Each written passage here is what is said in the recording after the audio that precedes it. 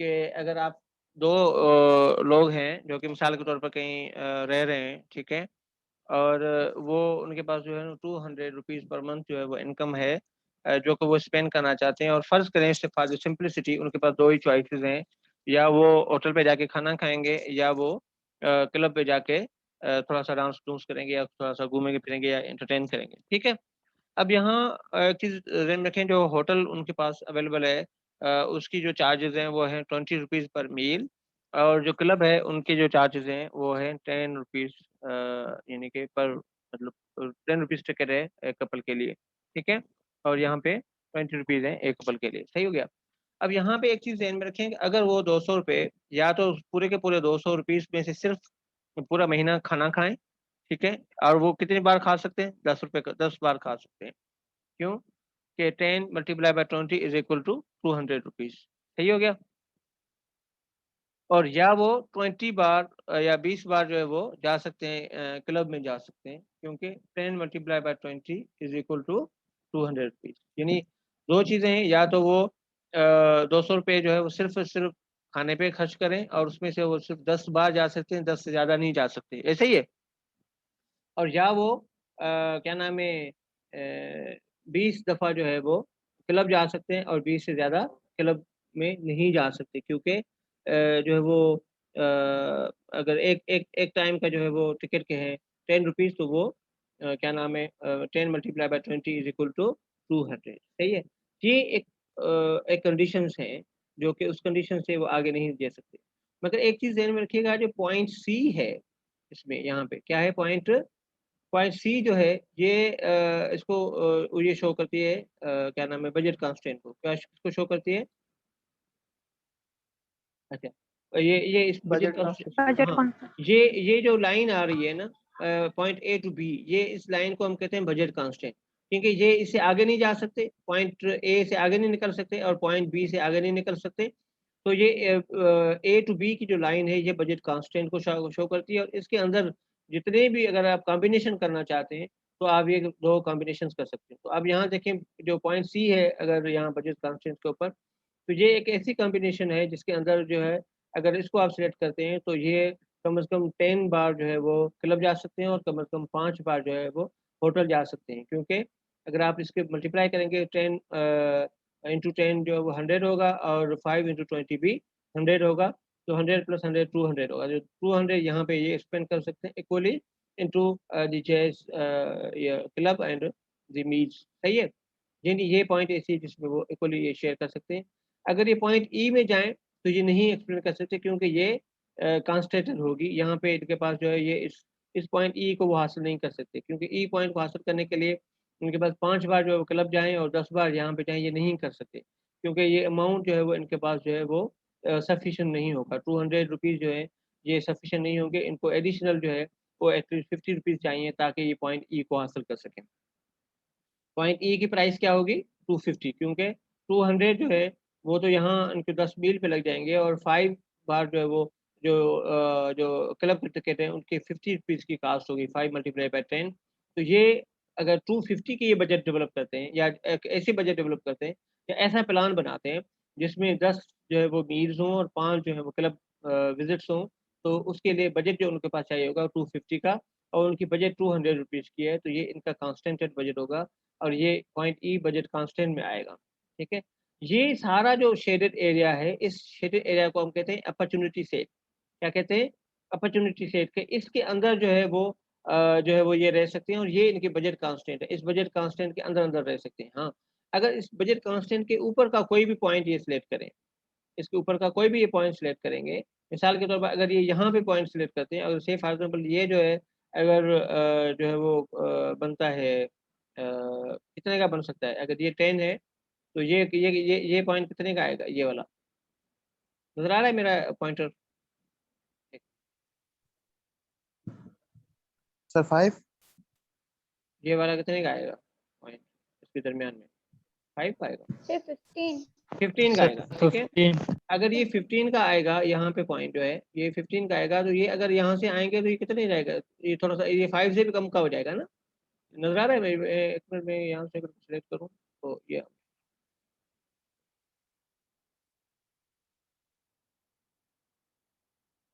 अगर ये पॉइंट ये सिलेक्ट करते हैं दरमियान में, तो हम इसको कह सकते हैं ये किसका पॉइंट है, ये 15 का है, ठीक है। अगर ये 15 का पॉइंट है, यहाँ तक ये आएंगे, तो ये यहाँ से पॉइंट है वो बिल्कुल सीधा इधर आएगा ना तकरीबन।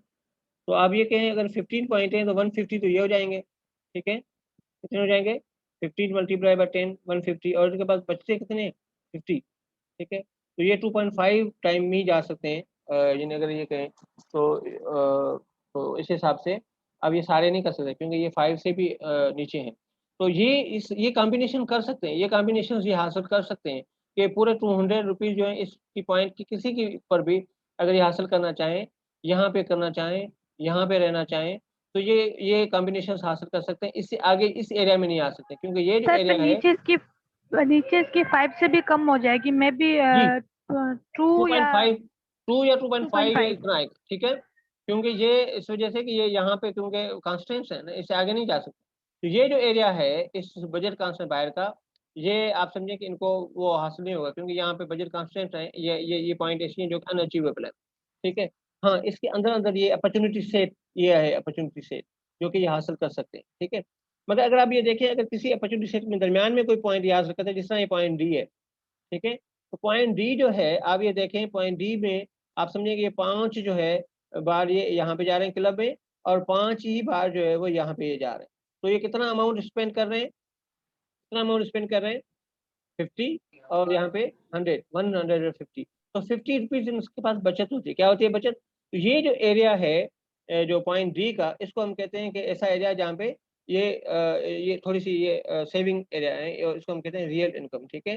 तो set of opportunity to purchase real goods and services available to household as determined by prices and money income, ठीक है। तो ये ऐसा पॉइंट है जहाँ पे ये लोग कुछ ना कुछ जो है वो आप ये कहें कि सेविंग जो है वो कर सकते हैं।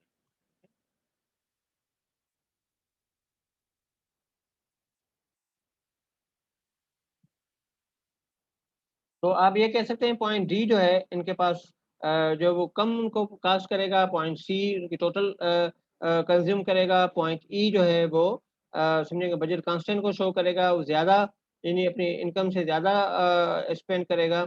और जो है पॉइंट बी जो है वो सिर्फ एक ऑप्शन को यूज़ करेगा, दूसरा ऑप्शन ज़ीरो हो जाएगा, और पॉइंट ए के लिए भी ये वाला ऑप्शन जो है मील्स का होगा और दूसरा ऑप्शन ज़ीरो हो जाएगा। तो ये एक आप अगर अपनी बजट, अगर रियल बजट, अगर आपके पास पैसे होते हैं, अगर आपको घर वाले कुछ फंड देते हैं या बजट देते हैं या मंथली जो है वो एक्सपेंडिचर के लिए तो पैसे देते हैं, तो आप ये अगर उस हिसाब से प्लाट करें चीज़ों को, तो आप ये कर सकते हैं कि जी आपकी जो है वो बजट के कॉन्स्टेंट्स क्या हैं, और आप कौन सी कॉम्बिनेशन यूज़ करके उस बजट को स्पेंड कर सकते हैं। तो अगर आप देखें सिंपली, अगर हम लोग जो है ना, हमें ये चीज़ें शायद हम कहते हैं यार पता नहीं क्या है, सिंपल मतलब मुश्किल है, ये है वो। मगर आप ये कहें आपके पास ये लाइफ स्किल्स प्रोवाइड करती हैं। ये जो ग्राफ्स हैं या ये जो अंडरस्टैंडिंग है या जो नॉलेज है, ये हमें अपने रियल लाइफ के जो डिसीजंस हैं, वो लेने में भी मदद कर सकती है कि हम अपनी बजटिंग किस तरह कर सकते हैं और किस तरह हम कॉम्बिनेशन कर सकते हैं। क्योंकि बाज़ औक़ात हम जो है वो एक ऐसे डिसीजंस ले आते हैं, ऐसी जो वो चीज़ें ले आते हैं, चॉइसेस कर लेते हैं, जो कि हमारी रियल इनकम को कंज़्यूम कर लेते हैं, और हमारे पास जो है वो दूसरी जो ज़रूरी चीज़ें हैं या ज़रूरी जो प्रोडक्ट्स हैं, उनके लिए हमारे पास अमाउंट नहीं बचता, ठीक है? तो इस हिसाब से हमें जो है वो एक इन्फॉर्म्ड डिसीजन जो है वो लेना चाहिए, और हमें कैलकुलेटेड डिसीजन लेना चाहिए, क्योंकि आपको पता होना चाहिए कि एक चॉइस की जो है वो कास्ट है दूसरी चॉइसेस, ठीक है? उसको हम आमतौर पे अपॉर्च्युनिटी कास्ट भी कहते हैं। अपॉर्च्युनिटी कास्ट की डेफिनिशन यूँ होती है कि अगर आप एक एक चीज़ को यहाँ पे मिसाल के तौर पर, अगर अगर ये लोग जो हैं वो कहते हैं जी नहीं, हम तो सिर्फ़ क्लब ही घूमेंगे, क्लब पे ही जाएँगे, ठीक है? तो क्लब घूमेंगे, ये डेफ़िनेटली एन्जॉय करेंगे वहाँ पे, जो भी है। तो अब यहाँ पे ये क्या होगा, इसकी अपॉर्च्युनिटी कास्ट क्या है कि they will lose this meal, they will lose the you know delicacy of the meals, ठीक है? तो वो खाना अवेल नहीं कर सकेंगे। अगर ये सिर्फ़ इसको सिलेक्ट करते हैं, सिर्फ़ इस पॉइंट को सिलेक्ट करते हैं, तो they will not be able to enjoy the moments at the club, ठीक है? क्योंकि अगर एक चीज़ ये अपॉर्च्युनिटी कॉस्ट है उसकी, हम ये कहते हैं। तो आप ये समझिए कि अगर आपके पास 100,000 है, मैंने कहा पहला वाला एग्ज़ाम्पल को दोबारा ले लें, तो अगर आप उस 100,000 में अगर आप सिर्फ़ 80,000 का सिर्फ़ आप मोबाइल फ़ोन ले लेते हैं, तो इसका मकसद क्या हुआ कि आप बाकी जो है अमाउंट कोई और चीज़ें जो है वो एन्जॉय नहीं कर सकते। आप बुक नहीं ले सकते, आप कोई और जो है चीज़ें परचेज़ नहीं कर सकते, ठीक है? क्योंकि आपने एक चीज़ तो हासिल कर ली, मगर दूसरी चीज़ें आपके पास नहीं बची हैं। तो ये आप जो चीज़ें आपने लूज़ की हैं, तो वो आपकी उसको हम कहते हैं आपकी अपॉर्चुनिटी कॉस्ट।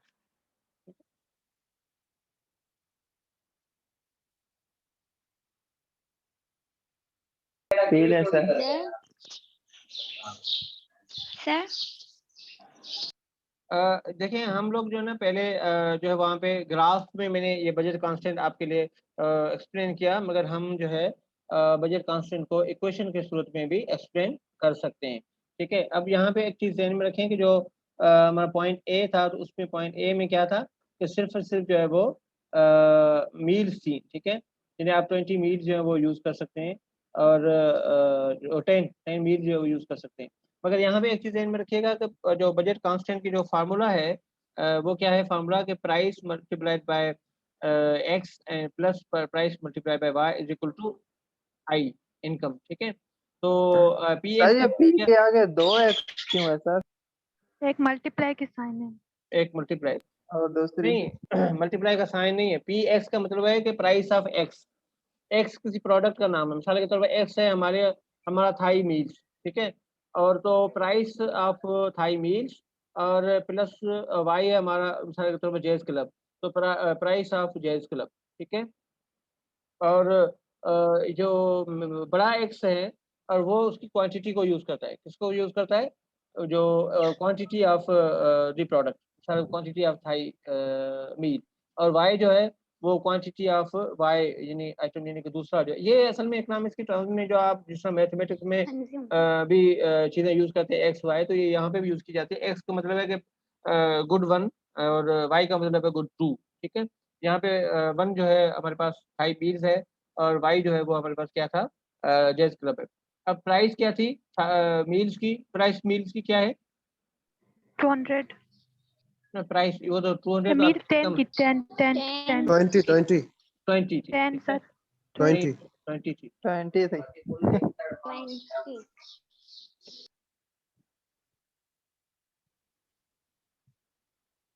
ओके, तो यहाँ पे आप देखें आपकी जो प्राइस थी वो कितनी थी 20। ठीक है, इसकी किसकी थाई मील 20 की। और यहाँ पे आपका क्या कह सकते हैं, हम कह सकते हैं ये मील है, ऐसे ही है ना, मैं एम में जाहिर करता हूँ। और प्लस जो है और प्राइस इसकी कितनी थी वाई की 10 थी, और इसको हम क्या कह सकते हैं, क्लब कर सकते 10 थी। हैं, मैं सी कह सकता हूँ। ठीक है, और बराबर क्या है आई, और आई किसके बारे में है, इनकम के, ऐसे ही है, आई बराबर इनकम। अब यहाँ पे एक चीज़ ध्यान में रखिएगा, जी जी। अब आप इसको फार्मूले को थोड़ा सा यूँ यूज़ करें कि अगर आप ये समझें कि ये अगर एम यानी कि मील जो है, अगर आप 20 रखते हैं, कितने रखते हैं, तो 10 रखते हैं से फॉर एग्जाम्पल, अगर ये 20 और मल्टीप्लाइड बाय 10 होता है। ठीक है, और ये प्लस जो है आपके पास ये आपके पास जो बराबर है वो 200 के है, तो आप ये समझें कि आपके पास जो वाई है वो कितना होना चाहिए। सर ये तो 400 हो जाएगा। नहीं, तो ये क्यों आप करेंगे, ये तो जीरो हो जाएगा तभी जाके 200 बनेगा ना, क्योंकि हमने तो फार्मूला यहाँ पे रखना है। ठीक है, हम इस ये जो है ना वो जीरो, ये जो सी है ये जीरो करेंगे क्वांटिटी जो है यहाँ पे, तभी ये सी मल्टीप्लाई बाय 10 होगा, 10 मल्टीप्लाई बाय ये 10 मल्टीप्लाई बाय जीरो होगा ना, क्योंकि ये आप क्वांटिटी कोई भी नहीं परचेज कर सकते। सही है, तब ये तभी ये 200 बन सकता है। अगर ये थोड़ा सा बढ़ाएंगे, आप एक भी बढ़ाएंगे तो ये 210 हो जाएगा। ठीक है, इसी तरीके से आप इसका आप मतलब जो भी आप कहते हैं ना ये इक्वेशंस के अंदर, तो हम ये इस इक्वेशन को यूज कर सकते हैं। अगर एक क्वांटिटी अवेलेबल है तो दूसरी की क्वांटिटी हम मालूम कर सकते हैं, और ये एक फार्मूला होता है कि इक्वेशन के तहत आप जो वो चीज़ों को एक्सप्लेन कर सकते हैं। ठीक है, 20 मल्टीप्लाई बाय 10 200 हो जाएगा, और 200 वहाँ पे माइनस में हो जाएगा, तो 200 दोनों कट हो जाएंगे। वैसे नहीं जीरो माइनस जीरो में नहीं, जो है आप ये समझें कि अगर हम इसमें प्लस माइनस में, में होगा। फिर नहीं सर 10 में 200 जब जीरो जो है वो नहीं सी के साथ प्लस हो रहा है ना, तो वहां चला जाएगा, माइनस में हो जाएगा तो ना। सी जीरो है। हाँ तो जीरो है ना, जीरो है क्योंकि सर, माइनस तो होगा ही नहीं ना, जीरो में से तो ना कुछ प्लस हो सकता है ना माइनस हो सकता है, तो नहीं 10 तो 10 ही रहेगा। नहीं तो बजट कांस्टेंट आपके या कम होंगे या बढ़ेंगे, यानी दे मे राइज और may fall just because of changes in your income. ठीक है, और चेंज इन द प्राइस से फॉर एग्जाम्पल। ठीक है, अगर when the price of a good decreases, the budget constant swires to right, increasing the opportunities available, expanding the choice. हाँ, अगर हम पहले जो बात कर रहे थे कि हमारी जो मील्स थी, यानी होटल की जो मील्स थी, उसकी कीमत थी 10 रुपीज़। कितनी थी? 10 रुपीज़, ठीक है। अगर वो होटल वाले जो हमें पैकेज दे रहे हैं और हमें जो है 1 महीने में जो है वो 1 महीने के लिए वो अपनी प्राइसेस को डिक्रीज़ कर रहे हैं। कितनी कर रहे हैं? 20 के बजाय 10 कर रहे हैं। क्या कितनी कर रहे हैं? 20 के बजाय 10 कर रहे हैं, और इसमें इसकी जो प्राइसेस है इसकी क्या नाम है, वो चेंज नहीं हो रहे हैं। तो इसकी पॉइंट तो सेम ही रहेगी, क्योंकि ये तो 10 रुपीज़ के ऊपर हम 20 ले सकते हैं। तो इसकी जो प्राइसेस है, इसकी जो क्वांटिटी है वो बढ़ जाएगी। कि पहले जो है वो इस प्राइस के ऊपर हम 10 मील्स ही अवेल कर सकते थे। अब जो है वो हम इसी प्राइसेस के ऊपर 20 मील जो है वो अवेल कर सकते हैं। तो हमारा जो ये ग्राफ है, या जो ये हमारी जो है क्या नाम है पॉइंट जो है, या जो हमारा अपॉर्चुनिटी सेट है वो इंक्रीज़ हो जाएगा। इनिशियल अपॉर्चुनिटी सेट ये था, ठीक है? और अब जो है जो प्राइस चेंज के बाद जो अपॉर्चुनिटी सेट है वो हमारा बढ़ जाएगा, ये आ जाएगा। और पहले जो हमारे पास जो बजट कांस्टेंट थी वो ये लाइन थी बजट कांस्टेंट की। अब बजट कांस्टेंट थोड़ा शिफ्ट हो जाएगा इस तरफ, क्योंकि अब ये हम थोड़ा-सा और ज़्यादा कॉम्बिनेशंस इसमें ऐड कर सकते हैं। मिसाल के तौर पर हम जो है इसमें 20 जो है वो मील्स पर मंथ जो है वो हासिल कर सकते हैं, या अगर हम कोई भी इसमें से कॉम्बिनेशन हासिल करना चाहें यहाँ पे, मिसाल के तौर पर हम यहाँ पे ये कॉम्बिनेशन हासिल करना चाहते हैं, अगर ये हमारी 5 है, तो हम जो है इसको ये बढ़ा के 15 तक कर सकते हैं, ठीक है?